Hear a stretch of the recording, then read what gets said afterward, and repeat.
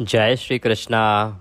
आप सभी को चातुर्मास के 15वें दिन की ढेरों शुभकामनाएं। प्रिय भक्तों, आज चातुर्मास का 15वां दिन है। आज एकादशी है और एकादशी से ही आप जानते हैं देवशयनी एकादशी के बाद से चातुर्मास आरंभ होता है। तो आज 15वें दिन पर आप सुनेंगे चातुर्मास महात्म्य में 15वें दिन की कथा, 15वां अध्याय। अभी तक आपने जाना कि किस प्रकार से समुद्र मंथन हुआ, वहाँ से क्या मूल्यवान वस्तुएं निकली, वहाँ से माँ लक्ष्मी का प्रादुर्भाव हुआ, माँ लक्ष्मी का विवाह उत्सव मनाया गया भगवान नारायण के साथ। अब बड़ा ही अद्भुत वह महोत्सव था एक प्रकार का। वहाँ कुछ देवता माता लक्ष्मी की अर्थात कन्या पक्ष से थे और कुछ देवता वर पक्ष अर्थात भगवान विष्णु के पक्ष से थे। उसके बाद उनकी स्तुति की गई। स्तुति नामक अध्याय आपने कल श्रवण किया। आज के अध्याय में वर्णन आएगा गौलोक का। तो आज आप गौलोक का वर्णन सुनेंगे। बड़ा ही शिक्षाप्रद और बहुत अधिक पुण्य देने वाला यह अध्याय है। आज एकादशी का दिन है और आज भगवान श्री हरि की जितनी कथाएं आप सुनेंगे, जितने महात्म्य सुनेंगे, उतना कल्याण होगा। अगर आपने एकादशी व्रत किया है तो आपको अवश्य ही एकादशी व्रत कथा सुननी चाहिए। हमने आपके लिए अपलोड की है क्योंकि आज सावन का सोमवार भी है। तो हम आपके लिए एक वीडियो लेके आए हैं विशेष रूप से, जिसमें एकादशी की कथा भी है, सावन के सोमवार की कथा भी है और एकादशी पर सुना जाने वाले शिव और विष्णु शस्त्र नाम भी है। तो आप उस वीडियो को अवश्य सुनिएगा, इससे आपके सभी व्रत सध जाएंगे। आज के पूरे दिन का पुण्य फल आपको प्राप्त हो जाएगा। अगर कोई वीडियो ना मिले तो कमेंट बॉक्स में लिख के पूछ लीजिएगा, हम आपको अवश्य ही अवगत कराएंगे। एकादशी पर गीता के 7वें अध्याय को पढ़ के या सुन के पितरों का तर्पण भी अवश्य करना चाहिए। उसकी विधि और वह वीडियो भी हमने अपलोड किया है, उसका भी लाभ लीजिएगा। आइए प्रिय भक्तों, आज की कथा आरंभ करते हैं। गुरुदेव के चरणों में प्रणाम करते हैं। गुरुर्ब्रह्मा गुरुर्विष्णु गुरुर्देवो महेश्वरः, गुरुर साक्षात पर ब्रह्म तस्मै श्री गुरुवे नमः। बोलिए गुरुदेव महाराज की जय। माँ सरस्वती के चरणों की वंदना करते हैं। या देवी सर्वभूतेषु माँ सरस्वती रूपेण संस्थिता, नमस्तस्यै नमस्तस्यै नमस्तस्यै नमो नमः। बोलिए सरस्वती महारानी की जय। प्रथम पूज्य गणेश जी महाराज को प्रणाम करते हैं। लक्ष्मी नारायण भगवान के चरणों की वंदना करते हैं। बोलिए श्री हरि भगवान विष्णु की जय। बोलिए चातुर्मास की जय। बोलिए चातुर्मास महात्म्य की जय। बोलिए सब संगत की जय। सभी दर्शकों को, सभी श्रोताओं को मेरा नमस्कार। आइए आरंभ करते हैं आज का अध्याय। स्कंद कहते हैं, मेरु पर्वत पर चढ़कर नारद जी ने अपनी दिव्य दृष्टि से श्वेत द्वीप तथा उसमें उपस्थित हजारों मुक्त आत्माओं को देखा। भगवान वासुदेव पर दृष्टि केंद्रित करके महायोगी उसी क्षण ऊपर उठे और तुरंत उस स्थान पर पहुंच गए। महान श्वेत द्वीप पर पहुंचकर नारद जी मन ही मन प्रसन्न हुए। उन्होंने उन शुभ भक्तों को देखा जो श्वेत वर्ण के थे और चंद्रमा के समान कांतिवान थे। उसने सिर झुकाकर उनकी पूजा की और उनके द्वारा मन ही मन पूजित हुआ। परब्रह्म के दर्शन की इच्छा से वह लज्जित होकर अर्थात कठिन परिस्थिति में खड़ा रहा। यह जानकर कि वे अर्थात नारद भगवान विष्णु के अनन्य भक्त हैं, वे भागवत भगवान के अनुयायी मन में प्रसन्न अर्थात संतुष्ट हुए। वे 12 अक्षरों वाला भगवान का मंत्र बुदबुदाते हुए उनसे बोले। श्वेत मुक्त बोले, हे मुनि श्रेष्ठ, आप कृष्ण के भक्त हैं, अतः आप हमें देख पाते हैं जिन्हें देवताओं द्वारा भी देखना कठिन है। आपको कौन सी कामना सता रही है? नारद ने कहा, मैं ब्रह्मांड के शासक स्वयं परब्रह्म भगवान कृष्ण के दर्शन के लिए अत्यंत उत्सुक हूँ। हे उनके प्रिय भक्तों, आप उन्हें मुझे दिखाइए। स्कंद कहते हैं कि तब एक श्वेत मुक्त आत्मा ने अपने हृदय में कृष्ण द्वारा निर्देशित होकर कहा, आओ मैं तुम्हें कृष्ण का दर्शन कराता हूँ। यह कहकर वह आगे बढ़ गया। तब अत्यंत प्रसन्न नारद मुनि देवताओं के निवास स्थानों को देखते हुए आकाश मार्ग से उनके साथ ऊपर चले गए। हे श्रेष्ठ ब्राह्मण, सप्तऋषियों और ध्रुव तारा देखकर वह कहीं भी आसक्त नहीं हुआ। उसने महरलोक, जनलोक, तपोलोक नामक लोकों को पार कर लिया। फिर भगवान ब्रह्मा के लोक को देखकर श्वेत मुक्त का अनुसरण करने वाले ऋषि ने कृष्ण की इच्छा से ब्रह्मांड के 8 कोशों में से भी अपना रास्ता पा लिया। पृथ्वी, जल, अग्नि, वायु, आकाश, अहंकार, महत और प्रकृति, इन तत्वों को, जिनमें से प्रत्येक अपने से 10 गुना बड़ा है, क्रमशः पार करके वह अद्भुत गोलोक में पहुंच गए। यह एक शानदार निवास था। यहाँ केवल हरि के अनन्य भक्तों को ही प्रवेश मिलता था। जाते समय उन्होंने विरजा नदी को देखा, जो अत्यंत विस्तृत और अथाह थी। अनेक ग्वाल बालों गोपियों के स्नान के कारण इसमें चंदन की सुगंध आ रही थी। श्वेत, लाल और नीले रंग के कमलों से यह अत्यंत सुंदर दिखाई दे रही थी। वह नदी के किनारे पहुंचा, जो विशाल, मन को लुभाने वाला स्फटिक मणियों से भरा हुआ था। वह श्वेत, हरे, लाल और पीले रंग के उत्तम रत्नों से सुशोभित था। वह मन्नत मांगने वाले वृक्षों की पत्तियों से भरा हुआ था। वह मूंगे की कोपलों से सुशोभित था। वह शामंतक, नीलम आदि बहुमूल्य रत्नों की खानों से सुशोभित था। वह घाट अत्यंत सुंदर था, जिसकी सीढ़ियां नाना प्रकार के उत्तम रत्नों से जड़ित थी। वहां हंस, कारंडव, बत्तखें तथा अन्य जलचर पक्षी मधुर स्वर में चहचहा रहे थे।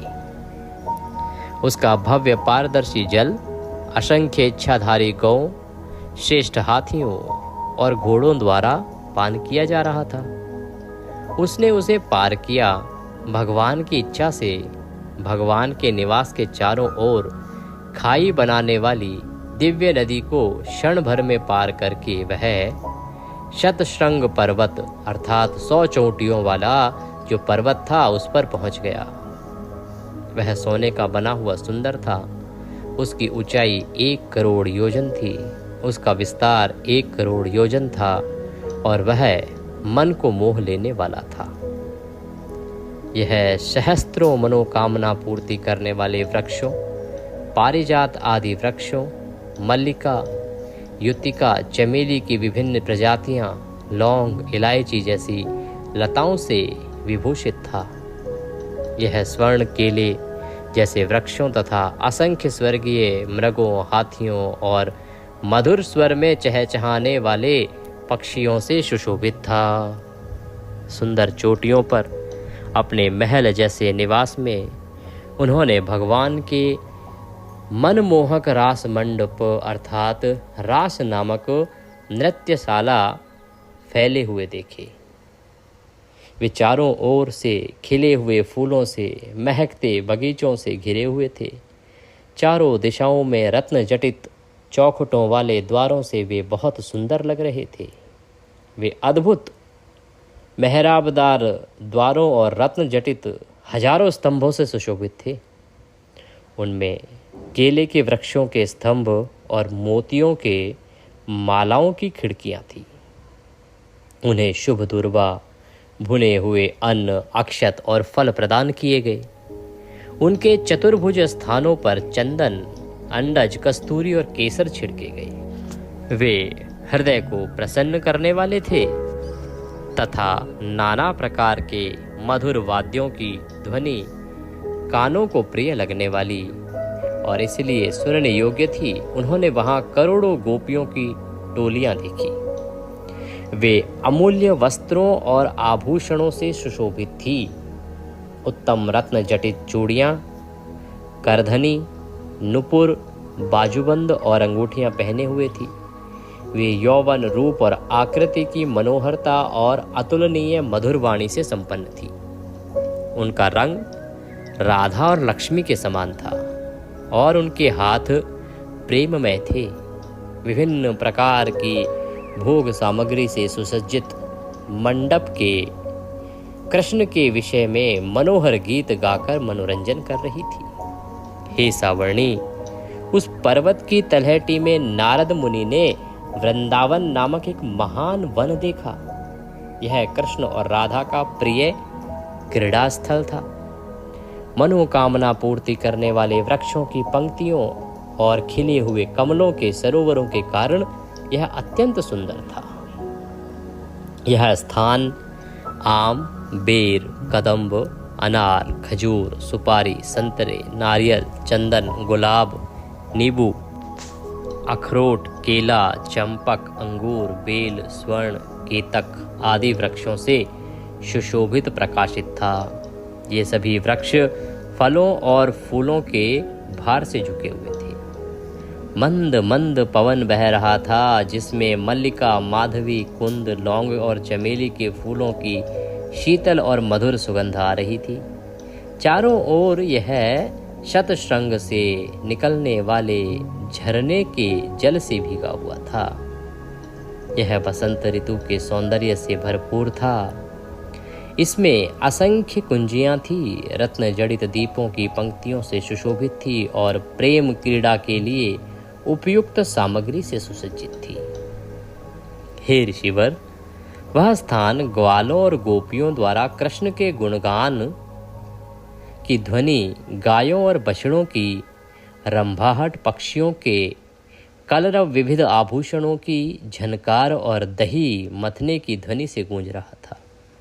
वहाँ अन्य 32 वन थे जो नाना प्रकार के वृक्षों से अत्यंत सुंदर थे तथा पूर्ण रूप से खिले हुए फूलों और फलों के भार से झुके हुए थे तथा दर्शकों के मन को मोह रहे थे।